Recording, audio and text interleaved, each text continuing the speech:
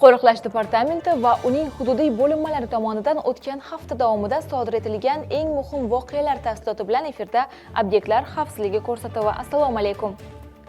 Qo'riqlash departamenti va uning hududiy bo'linmalari tomonidan 2908 ta obyektni qo'riqlash bo'yicha shartnomalar tuzildi.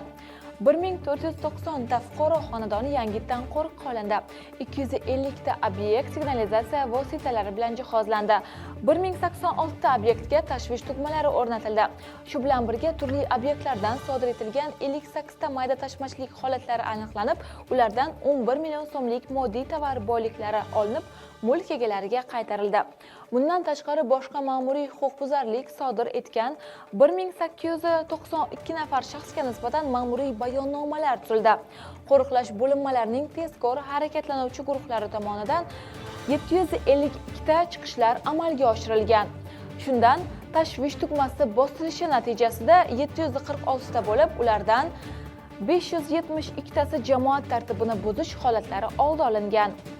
102 tizimiga kelib tushgan xabarlar asosida hududiy IOB navbatchilari xabarlariga ko'ra 6 ta chiqishlar amalga oshirilgan. Sizga yetkazmoqchi bo'lgan xabarlarimiz shulardan iborat. Xayr, salomat bo'ling.